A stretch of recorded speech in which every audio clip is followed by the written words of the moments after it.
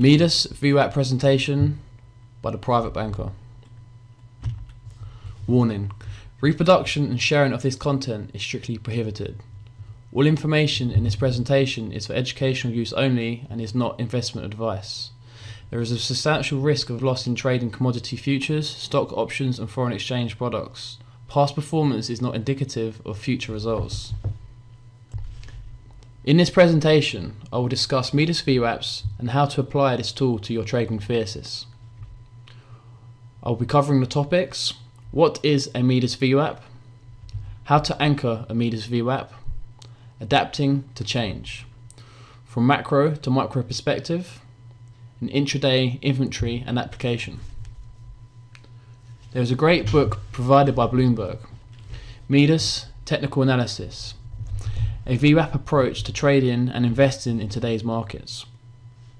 Even though the application will not be the same as provided in this book, it is similar and will give you a greater understanding to the application of Midas VWAPs and VWAPs as a whole.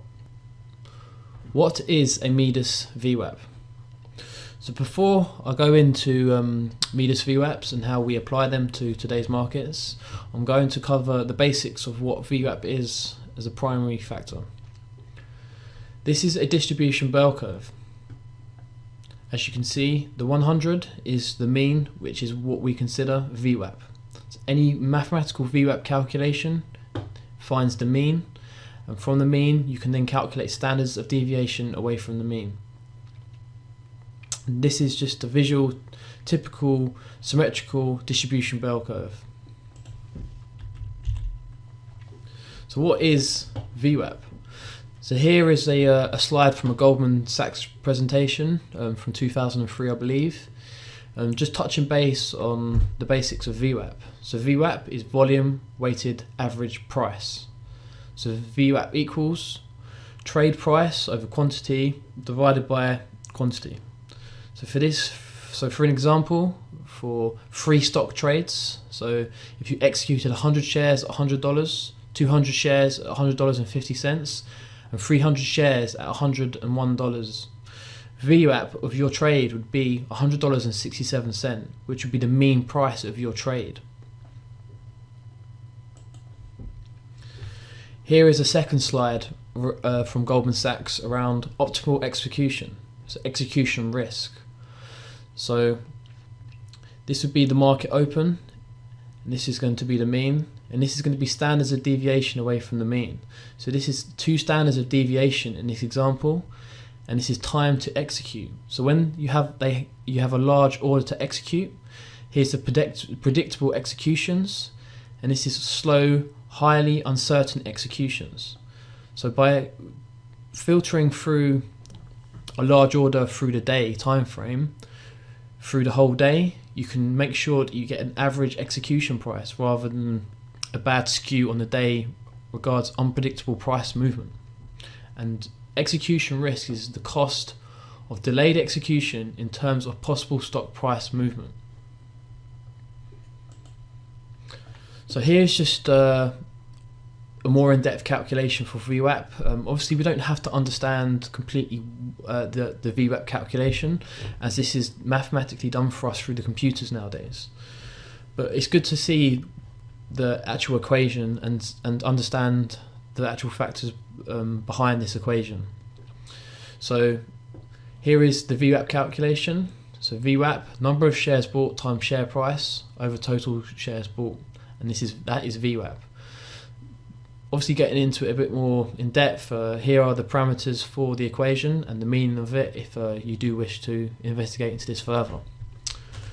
But as you can see, the VWAP is this line here, and this is the mean. So from when this market opened, from when it started to trade, it starts to calculate the mean price off of the open through the trades that come through the market. And as you can see here, the blue area is the first standard deviation, which we consider a value.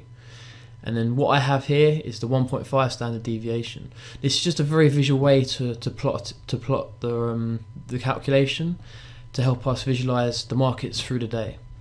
But as I said, in the distribution bell curve, on the finished trading day, this would be the mean, the first standard deviation, and then the 1.5. Obviously, if we were to look at this as a distribution bell curve, as I showed you before, then we could obviously add more standard deviation. But for visual purposes, I normally just plot the first standard of deviation, which we consider value, the mean, and then the 1.5. So what is a Midas VWAP? So a Midas VWAP is an anchored VWAP calculation from a certain point in the market. Normally this would be around major fractals in the market, which I'll go into more detail shortly. But as you can see here, this is a Midas VWAP from the high that's been running, showing inventory running from the high.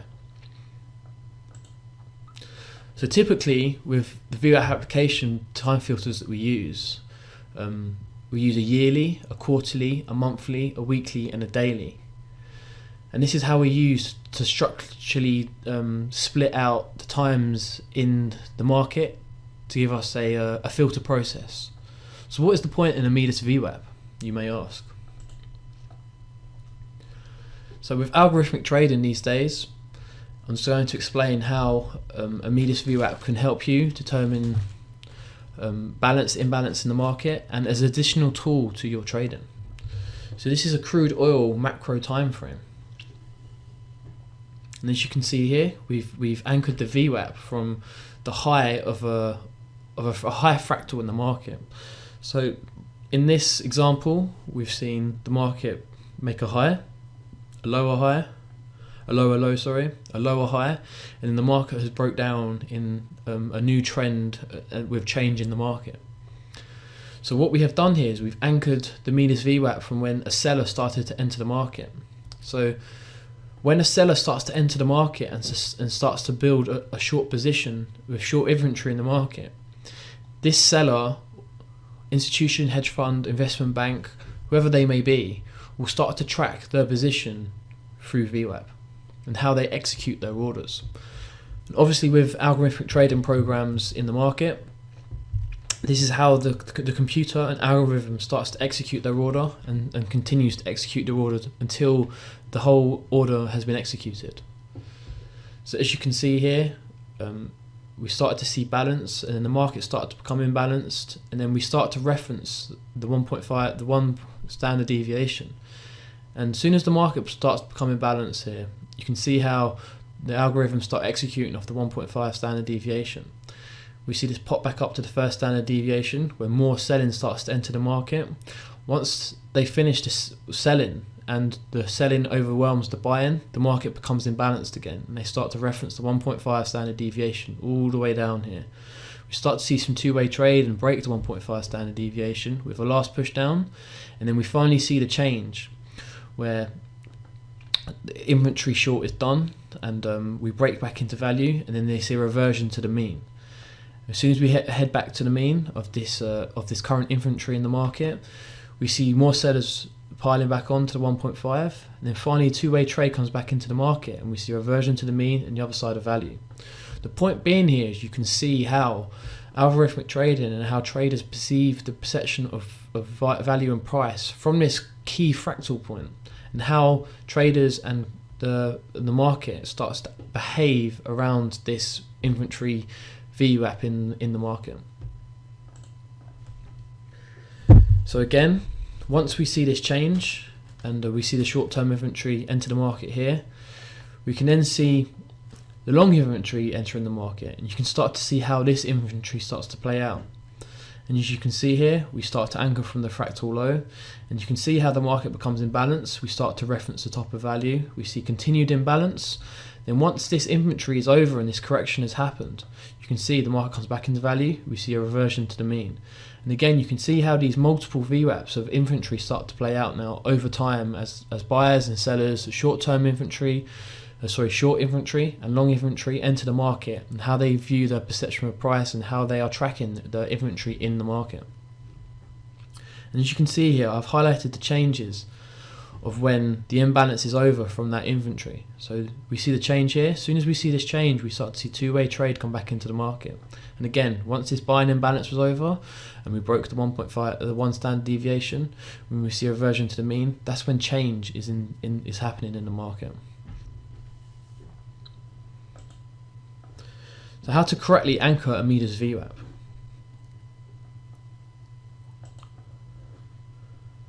So there are two ways that you can anchor a Midas VWAP. The first example I'm going to use is anchoring the Midas VWAP from a key fractal low. The point being here is either sellers have exhausted themselves in this situation and buyers have started to step into the market, and so once this aggressive buyer starts to step into the market and defend his position, their position, we see a change. So this is a key fractal low. Obviously, if we put in a lower low here, then this would be an invalid fractal. But in this point, we held this valid fractal low, and we can start to track the long inventory coming into the market from this key area. And as you can see here, we see the buyers come in, we see more buying come in, and we see an imbalance starting to happen from a macro perspective. The market comes back, it references the developing value area low of this inventory, and we see more buying stepping in. Once the market sees more buying stepping in, we pull back to the mean, where the algorithms start to execute now off of the mean price. And you can see how the market starts to become imbalanced. And the market starts to execute off of this Midas VWAP from this key fractal low. It's very, very visual. You can see this. You can see the orders sitting here. We can see these sellers coming down, and we can see price executing off of the mean. And then finally, we see this final blast up with a real imbalance occurring in the market. And then once the market become imbalanced and we started to see this imbalance occur, then the algorithms and HFTs and the traders start to execute off of the first standard deviation, which is the top of value. So once the market has stopped executing off of the mean and showing an imbalance, the market then will start to execute off the next best price, which happens to be the developing value area high here. And you can see that the market almost channels now between the 1.5 standard deviation and the 1 standard deviation, which is a value higher. And when we continue to see this, the buying occurring off of the best prices in this time. The second way to anchor a VWAP is off of the first pullback in a trend. The idea being is the market tops out at the bottom. We see the sellers try to push it down, and we finally see a buyer coming in and aggressively defending this low and committing long inventory in the market. And as you can see, very, very similar, sort of visual here, where we see buyers stepping in a value, the market starts to become imbalanced, we see execution off of the mean prices, and then finally we see this imbalance as we start to break that 1.5 standard deviation and we start to reference the value area higher. So very, very similar. It just depends on how you interpret things and how you like to do things. There's no right or wrong way. The first pullback in the trend or the key fractal low are both good ways to anchor a Midas VWAP. Just as an example here, over a longer time frame, I've anchored them from both points here, and you can see that over time they pretty much catch up with each other, and they become the same as each other. And you'll see this as well with the time filters and the Midas VWAPs on the day, which I will show you shortly. But this is just both overlaid, and you can see how the market reacts and how the average price averages out to pretty much the same as each other. But they are the two typical examples on how to anchor a Midas VWAP from the first pullback in a trend or from the key fractal low. So this is just a quick example of a market from a macro perspective of key places that you could anchor Midas VWAPs, being highs and lows in the market. Obviously you could have probably used this fractal high here, but you can see how short term this inventory was in this correction, and I probably wouldn't have used that. I mean, you could have referenced it in real time, but as it broke back into value, then you could have just you could not stop tracking this inventory. But as you can see, these are key fractals where you would be placing Midas VWAPs to track that inventory from the buyers and sellers entering the market with short-term inventory.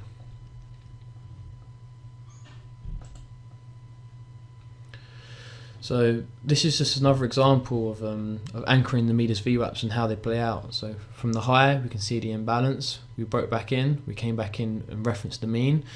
We see sellers enter back into the market where we see a further imbalance, and then we finally see this key fractal low. So now we've entered a VWAP from this fractal low. And as you can see, we see imbalance occur and we come back in for two-way trade.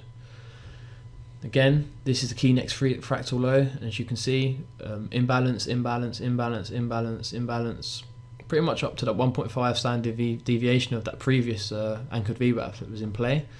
And then we see two-way trade come back into the market. And then we use the next fractal VWAP, and you can see this one didn't work out as good example as the rest of them did with the imbalances. But as you can see, the market becoming balanced. We came back and referenced the Midas VWAP, and then we start to see the imbalance occur back to the Midas VWAP, and then we come back to the low of this previous Midas VWAP here. So you can see how the short-term, long-term, and different trades come into the market with these different VWAPs and how they all play around each other. But at the end of the day, I mean, what happens eventually is they all start to average out and come together. So you really want to be paying attention to the aggressive Midas VWAPs. I mean, once this come back into balance two-way trade, you can start to track the new inventory. Once the first standard deviation is broken and we start to come back to the mean, then sometimes there's no real point in tracking that inventory unless it's over a longer time frame from a key fractal area. So adapting to change in inventory is what I'll be covering next.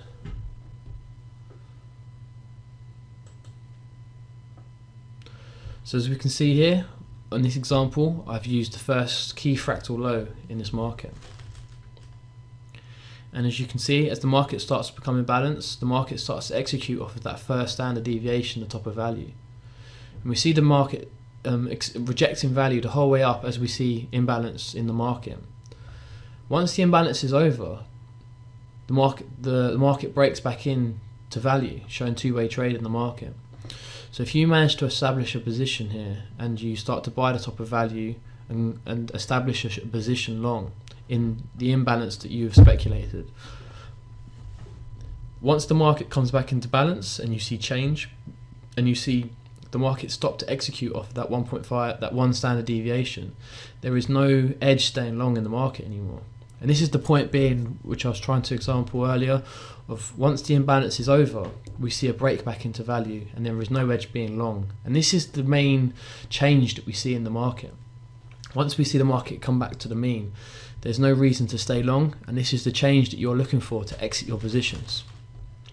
The reason being is this algorithm, this market, this imbalance is over, and the imbalance is over is because there's no demand at that first standard deviation anymore. When there is an imbalance in the market, the best price the market can execute at is that one standard deviation.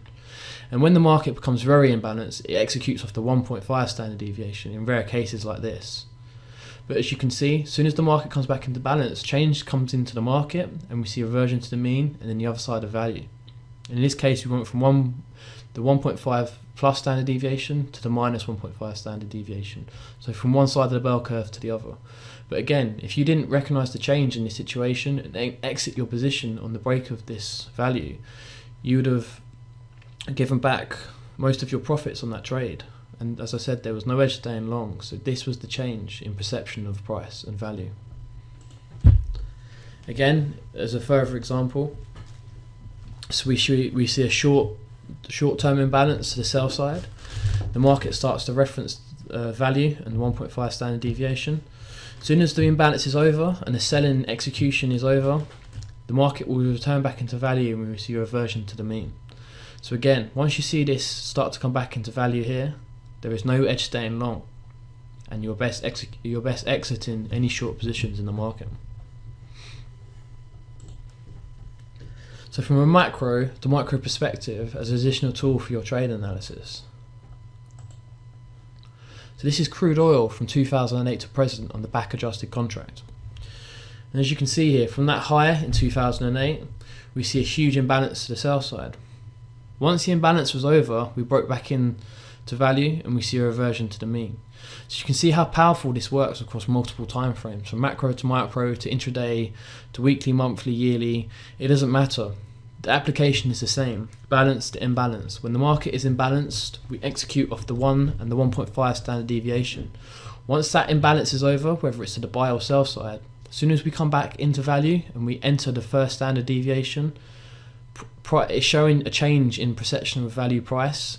Normally the imbalance in whatever side the market is trading is over, and we are likely to see a reversion to the mean here. For sakes of educational purposes, obviously you can see how this long-term inventory plays out. So as soon as we came back in and we show two-way trade in the market, we see a reversion to the mean. Then we see a reversion. Then we see the market auction down to the value area low, where we see buyers step in, and we see a reversion to the mean and an auction to the value area high. And from there, we just see two-way trade and rotations. But you can see how well the market executes around this longer-term inventory in the market. So, how does this help you? So, from a macro to micro perspective, you can see longer term trends, you can see longer term imbalances and longer term inventory in the market. So in this perspective of crude oil, what this is telling you is the market is in two-way trade and is very balanced at the moment.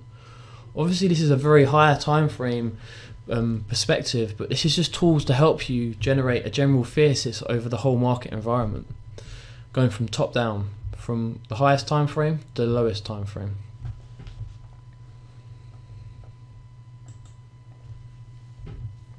Again, this is from the bottom that played out from the sell-off in 2008. So once that inventory was over and the imbalance was over, then we can use the inventory from the buy side. So again, I've just highlighted some key areas that you can look at some fractals to place some Midas VWAPs to monitor that inventory from them prices. But again, as you can see, as the market becomes balanced, we've literally just seen two-way trade, reversions to the mean. And once the market becomes overextended, it sees a reversion back to the mean and then plays out to the other side. Again, how does this help you on the intraday time frame? It doesn't, but this helps you to generate a general thesis from the whole over-term context of the market.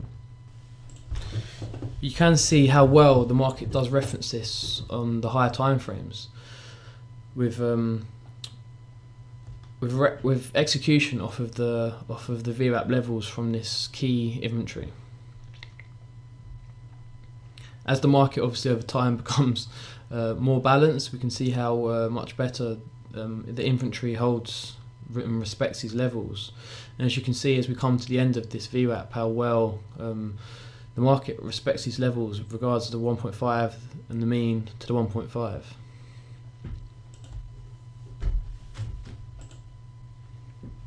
So this is a macro to micro perspective on the S&P. So this is the S&P daily.